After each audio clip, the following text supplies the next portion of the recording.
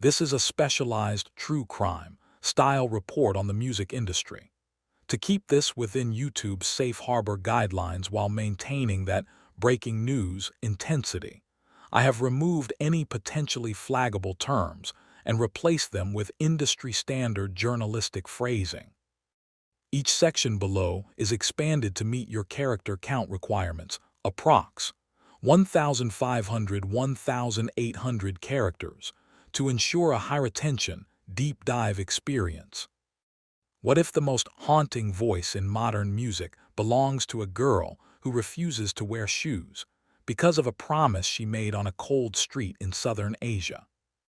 The story of Angelina Jordan doesn't begin under the bright lights of a Hollywood studio, but in the gritty reality of her early travels. Journalists have long been fascinated by the Barefoot Queen, but the origins of this choice are far more somber than a simple fashion statement. At just 6 years old, Angelina encountered a young girl on the street who had no footwear, her feet scarred by the harsh pavement. In a moment of pure empathy, Angelina gave the girl her own shoes and made a silent pact. She would never perform with shoes on until every child in the world had them. This wasn't a marketing gimmick dreamed up by a PR firm. It was a deeply personal conviction that set the tone for her entire career. When she eventually appeared on Norway's Got Talent at age 7, the judges weren't just shocked by her lack of footwear, but by a vocal resonance that seemed to bridge the gap between the living and the legends of the jazz era. Critics began to speculate, how could a child possess the emotional weight of Billie Holiday? The media frenzy began immediately, with news outlets across Europe questioning if her talent was a natural anomaly or something more mysterious. As she moved toward the American stage, this old soul persona became her shield and her brand. But as we would soon discover, the music industry isn't always kind to those who lead with their heart instead of a corporate playbook. The Barefoot girl was about to step into a den of lions, and the transition from a national treasure to a global target was moving faster than anyone anticipated. Is it possible for a performance to be so perfect that it actually puts a target on an artist's back before the final credits even roll? When Angelina Jordan arrived at the America's Got Talent, the champion set, the atmosphere was electric with skepticism. Industry insiders know that covering Queen, Bohemian Rhapsody, is widely considered a career-ending move for most contestants due to the sheer complexity and the shadow of Freddie Mercury. Yet, Angelina didn't just cover it, she dismantled it. She turned a rock opera into a somber, jazz-infused masterpiece that left the judging panel in a state of visible shock. Heidi Klum's decision to hit the golden buzzer was instantaneous, but behind the scenes, reporters began hearing whispers of a different narrative. While the public saw a viral triumph that racked up tens of millions of views overnight, some analysts suggested that her dominance was becoming a problem for the show's narrative arc. The performance was so definitive that it arguably made the rest of the competition redundant, creating a tension between the producer's need for a season-long, suspenseful story and the reality of a talent that had already ended the debate. This moment of peak visibility was a double-edged sword. While her name topped search engines globally, the machinery of reality television began to turn. Rumors surfaced regarding the pre-selected nature of certain finalists, and fans started to notice that Angelina's airtime was being handled with a strange level of clinical precision. The Queen gamble had paid off with the audience, but in the high-stakes world of network television, being the undisputed favorite can sometimes be the most dangerous position to hold. What looked like a coronation was slowly transforming into a tactical battle for control over her skyrocketing image.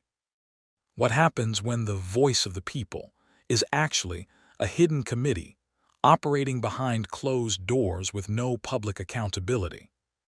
The finale of AGT, The Champions, remains one of the most controversial moments in the franchise's history, sparking a wave of digital watchdog investigations from outraged fans. Unlike the standard seasons where the entire country votes, The Champions' winner is decided by a mysterious group known as the Superfans. When Angelina Jordan, the statistical frontrunner in every social media metric, failed to even crack the top 5, the internet didn't just move on, it revolted. News reports at the time highlighted a massive surge in rigged allegations, with viewers demanding to know who these superfans actually were. Investigative bloggers pointed out a chilling pattern. Acts that were already signed to certain management groups or those who fit a specific, safe, mold seemed to glide through, while transformative talents like Angelina were sidelined. This sparked a broader conversation about the ethics of simulated competitions. Was the voting system designed to protect the show's brand rather than celebrate the best performer? Reporters reached out for comment, but the responses were standard corporate deflections. The controversy deepened when leaked reports suggested that the superfan demographic was heavily curated to ensure a specific outcome that aligned with the show's touring interests. For Angelina, this wasn't just a loss. It was an introduction to the dark room of the entertainment industry, where merit often takes a backseat to marketability. The public outcry was so loud that it forced a temporary shift in how the show marketed its voting process in subsequent years, but the damage to the champion's brand was already done. Angelina walked away without a trophy, but with a massive, loyal army of supporters who were now convinced that the system was actively working against their prodigy. Could a world-class talent be intentionally hidden from the public eye by the very company that signed her to a multi-million-dollar contract? Following the fallout from the competition, news broke that Angelina Jordan had signed with Republic Records, the heavy-hitting label home to some of the world's biggest stars.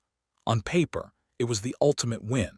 In reality, it became a cautionary tale of what insiders call the label trap. For nearly 3 years, Angelina's output was strangely limited. While her peers were being pushed into global radio rotations, her projects seemed to be moving at a glacial pace. Speculation among music journalists began to intensify.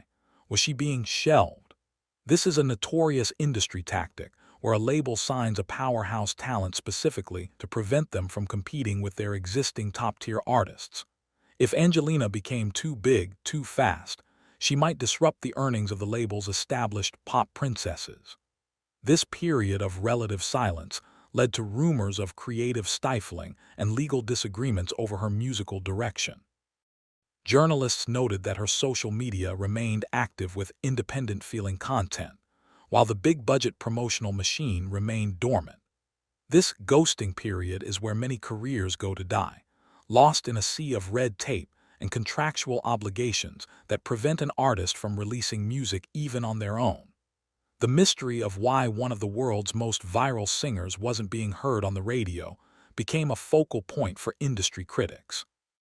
It wasn't until her eventually public split from the major label system that the truth began to leak out. The girl who refused to wear shoes also refused to wear a corporate mask. She wanted to sing jazz and blues. The label wanted a synthesized pop product. The resulting stalemate was a Cold War that nearly cost her the most formative years of her career. Why would a global superstar pull out of a major televised performance at the very last second, knowing it would trigger a massive legal retaliation? The most recent and perhaps most shocking chapter in this saga unfolded in early 2025 during Norway's Melodi Grand Prix, the gateway to Eurovision. Angelina was the headline attraction, the comeback story everyone was waiting for. Then, the unthinkable happened. Hours before she was set to take the stage, her camp issued a brief, cryptic statement. She was withdrawing effectively immediately. The fallout was instantaneous and brutal. The national broadcaster, NRK, didn't just express disappointment. They went on the offensive, publicly discussing the potential for massive financial penalties and breach of contract lawsuits. News agencies scrambled to find the why. Rumors of a security breach and credible threats began to circulate in the Norwegian press. Some reports suggested that Angelina's team had uncovered a plot to sabotage her performance, while others hinted at a deeper legal conflict with the event's organizers over broadcasting rights. The tension between the artist and the state-run media outlet became a front-page scandal. While the broadcaster claimed she had left them in the lurch, supporters of Angelina pointed to a lack of protection for the artist's mental and physical well-being. This wasn't just a missed gig. It was a high-stakes standoff that showcased the extreme pressure placed on young performers. The legal threats loomed over her for months, with accusations surfacing about the professionalism of her management team. Yet, through the noise, a different story emerged, one of an artist finally standing her ground against a system that treated her like a commodity rather than a human being. The Eurovision scandal became the final catalyst for her to leave the European television circuit behind and head for the one place where she could finally control her own destiny. In an age of digital streaming and corporate control, can an artist truly disappear from the system and emerge more powerful than ever before? Today, the investigation into Angelina Jordan leads us to the neon lights of Las Vegas, where she has established a residency that many are calling her final form. By cutting ties with the traditional label structures and reality TV cycles that attempted to define her, she has achieved something rare: true independence. However, this move hasn't been without its own set of rumors. Critics and industry skeptics have questioned if a residency traps a young artist too early, but the box office numbers tell a different story. News from the Strip suggests her shows are consistently sold out, driven by the same loyal fan base that stood by her during the Superfan scandal. She has effectively bypassed the gatekeepers, using her own digital platforms to reach millions without a middleman. But the questions remain: is the industry still trying to pull her back into the fold? Recent sightings of major executives at her Vegas shows have sparked speculation about a redemption deal, or a new kind of partnership that gives her total creative autonomy. As she prepares for a massive independent world tour in late 2026, the Barefoot girl from Norway has become a symbol of resistance in a manufactured industry. Her journey from a barefoot 7-year-old to a Las Vegas powerhouse serves as a case study in the power of authenticity. She didn't just survive the America's Got Talent machine, she outlived its influence. As we look toward her future, one thing is certain: the world is still listening, not because a judge told them to, but because her voice carries the weight of every battle she's fought